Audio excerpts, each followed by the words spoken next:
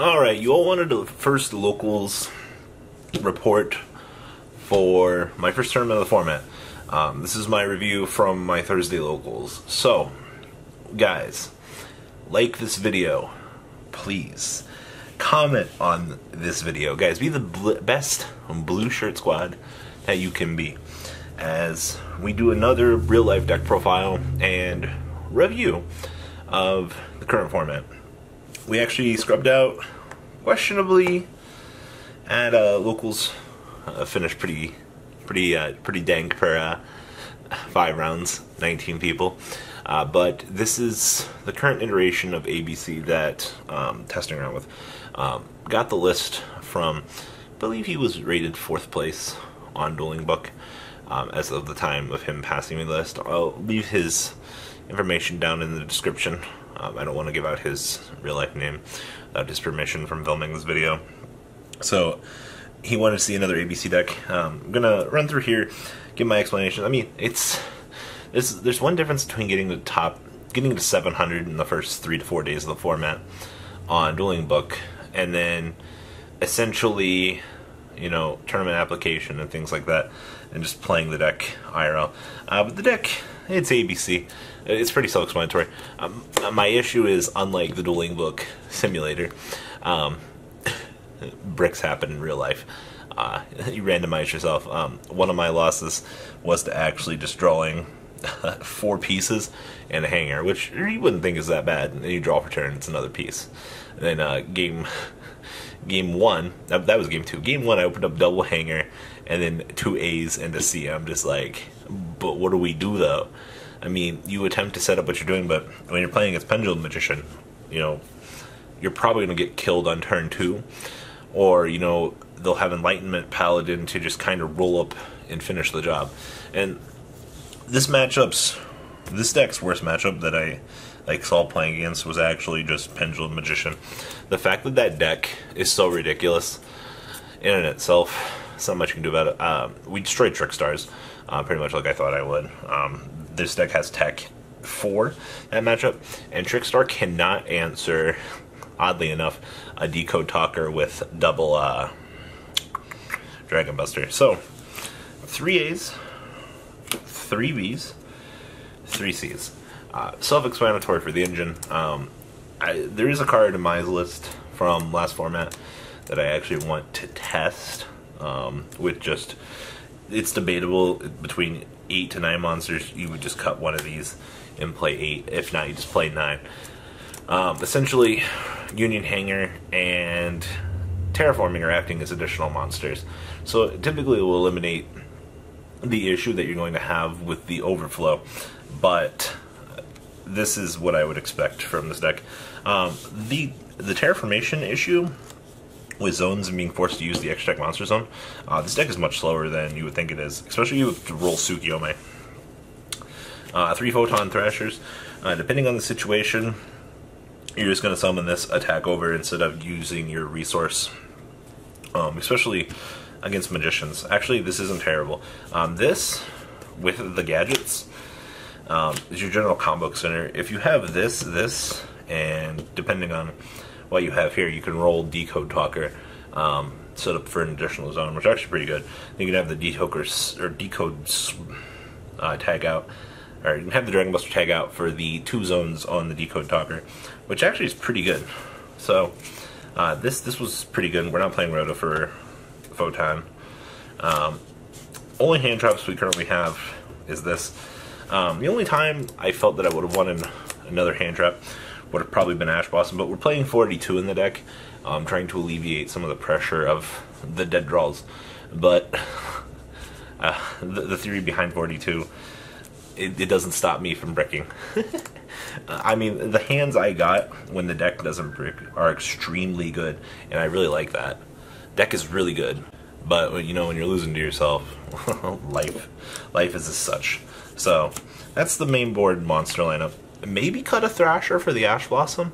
We're gonna test that this week and see where it goes, but some of you guys wanted to see our current ABC list. 3 Land for Men. This card with probably the most ridiculous card. This actually got Ash Blossom, and then you just normal summon a Quip. You literally just kind of do what you need to do with it. I don't know why. I get why, but like, if you have the piece, you can kind of just go. Also remember, you only activate one of these a turn, so if you equip, and then special summon from the spell trap card zone, and then equip, and then do activate another one of these, then you can still do shenanigans. It's actually pretty good. So there's terraforming stuff. 2 desires. I kind of want 3 in this deck. The more that I've played this, the more I just want to see it.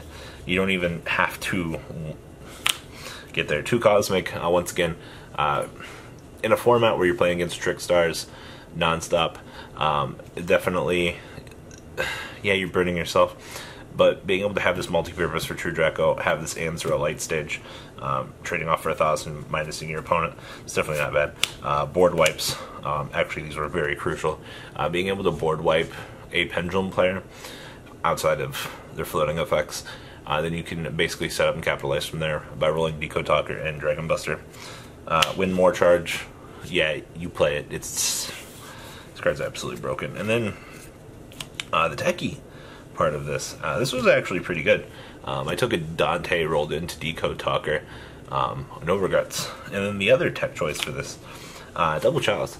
So I had a game where my opponent reincarnationed me and then chained present card.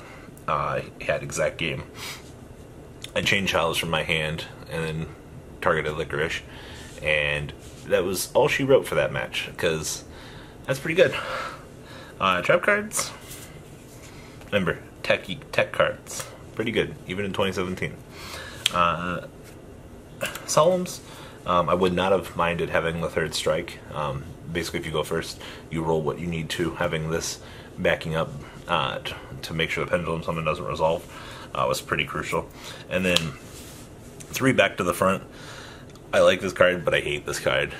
It's a way better call, the Haunted. But yeah, the deck is 42. I understand why it's 42. I definitely probably want to cut a Thrasher for the 3rd Ash Blossom. But you gotta remember, you're playing a deck that does lose to itself. That's one of the issues that we're going to face in this metagame, at least for a little while. Triple Dragon Buster, who doesn't love a reusable resource?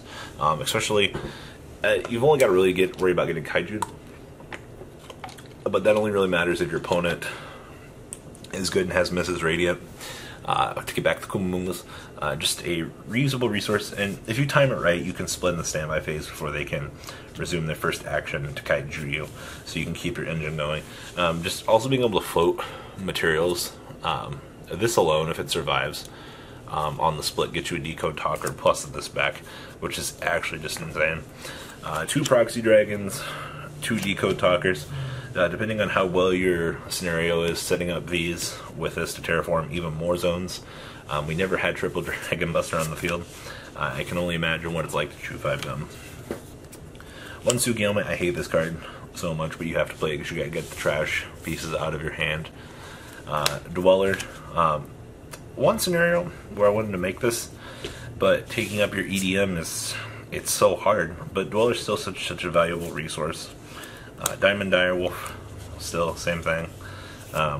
This does pop itself out of the EDM, which is actually really good, because you can then go up whichever skill tree you need to.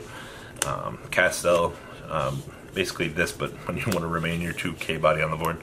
This is really good against Pendulums. This is pretty self-explanatory for what you want to do with it. And of course, a nice little lightning package wrapping up Extract. Now the side deck I built just for my own quick preferences and things that I wanted.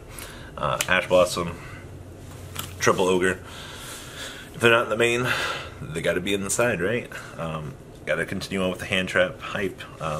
Definitely did not regret siding these in, and there were a lot of games where the 3rd one of this always came in, almost always. 2 Turtles. We're not playing Kumamungas because we don't have Mrs. Radiant, but being able to blink an opponent's resource, definitely invaluable for what we needed it for. 1 Cosmic, 1 Twin Twister just for additional board wipe. 3D barrier for Pendulum, and in case anyone was still trying to be kinky with Zoo, 1 strike. Hey, if it's not in the main, it goes in the side, right? And then 3 anti-spells for Pendulum. This would have been pretty good had I not bricked. I boarded in like 6 cards for Pendulum, and we didn't see them. So, but I'm not mad with the results. I got to test ABC on a new format. I got the chance to see where I want to improve ratios and testings. I like the fact that this, though, you can take your opponent's BLs or any other threat card and just blink it into a Proxy Dragon. That is so mind-blowing to me that Mind Control in this day and age has that literal power that I don't think I've really seen any other deck particularly have. So guys, I like asking the community and testing things because I like to get credit. I'm not going to claim the list as my own, just this is what I tested. This is my opinion on ABC. I don't particularly like the deck at the moment. I'm going to mess around with it on the side as a side project. I need to find my place in the format. I need to decide what I want to play because this format is very, very punishing if you don't know what you're doing. And it's very true because Paleo with Spellbook of Knowledge, because Blue Boy's a level 2 water, I don't know how many people realize that. It's pretty mind-blowing. So guys, leave a comment down below. Thank you for the list, by the way, kind sir. We wanted to make sure it was actually the real MCO40 asking him for the list, and he had to Facebook me to verify. But, you know, if you see MCO40 on Dueling Book, and it's got a Ghost Reaper avatar without a custom one for the time being, it's me, Mario, you know? The best. Alright guys, leave a comment down below, tell me what you guys think. Tell me what you guys want to improve. I definitely want ABC to be a good deck. I really do. They're my go-to, but for now, this is a good tier 2 counter pick to the meta, which is actually very, very surprising. So, alright guys, wrap Deucerinos. The ride never ends, guys. Make sure you enable those notifications to get the latest videos that are being posted on this channel. Make sure you guys check out VanCole40 for my Cardfight Vanguard channel. And join me and House of Champions on the Zodiac Duelist TV Twitch stream. We'll be interacting with our audiences. And please check out No Limit Gaming and LGTCG.com for the cheapest trading cards on the market. Thanks for watching, guys, and please have a good day.